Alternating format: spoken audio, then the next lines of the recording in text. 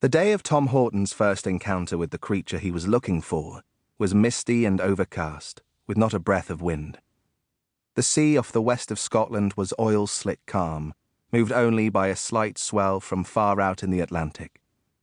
Tom had motored out 40 miles to the remote islands of St Kilda from the village of Leverburgh on the Isle of Harris, on Angus Campbell's catamaran, the Orca 3. It was September 2014, and they were on a mission to find and tag a bluefin tuna, a year after Angus had first spotted the shoals, prepared a squid lure, and caught one weighing 515 pounds, a Scottish record. Bluefin had not been seen in any numbers in this part of the northeast Atlantic for decades.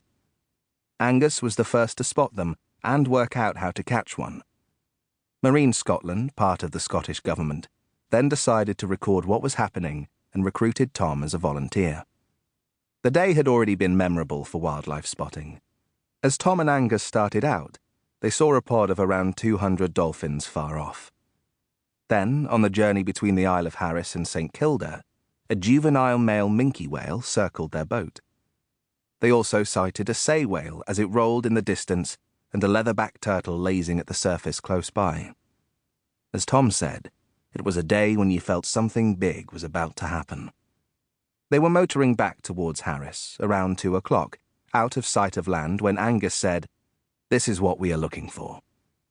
Coming into view was a maelstrom of bird activity.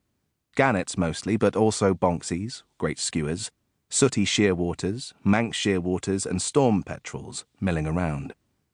The gannets were diving into shoals of fish while the shearwaters darted between picking scraps off the surface. The bonxies were being their usual nuisance to the other birds. The water was so clear that you could see the birds swimming below the surface. The sea was glistening with slowly sinking silvery scales from the baitfish that had been forced to the surface by predators beneath, only to be picked off by the birds. Tom spotted numerous minke whales foraging on the shoals of baitfish. Angus was certain there were bluefin present. Tom thought he was mistaken. Then, out of nowhere, a shoal popped up right in front of the boat. At first, there were welts in the water and dorsal fins visible above the silvery surface. Then 2 large tuna surfaced 5 meters in front of the boat and dived back down underneath it, close enough for Tom to get 4 pictures that proved, without doubt, what they were seeing was bluefin. It all happened so quickly. The gannets were calling, the sooty shearwaters were whooshing, then the boat was through the feeding frenzy and the fish had moved on. Tom and Angus were privileged to gain a glimpse of the part predators play in a fully functioning ecosystem, a sight unfamiliar until the wild and dynamic element of a bluefin shoal returned to northern seas. The tuna rounded up their prey of small fish, probably whitebait or herring fry, into tight shoals or balls and pushed these up to the surface.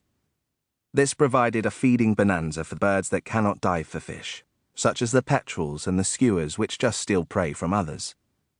The petrels and skuas are rare now, rarer than when there were more large predators in the ocean, and so it is true to say that the bluefin are breathing life back into the whole system.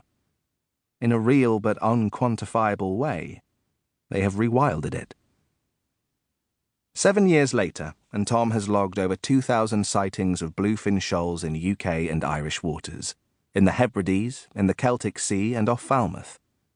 He's based at Exeter University's campus at Falmouth in Cornwall, and the paper of which he is the lead author records with authority that Atlantic bluefin tuna returned to the English Channel from 2014 onwards, seasonably between August and December, after a prolonged absence.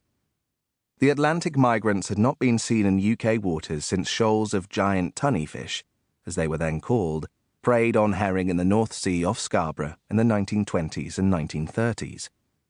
These giant fish of 800 pounds or more were pursued by big game fishermen from high society and film stars such as John Wayne, Errol Flynn, and David Niven.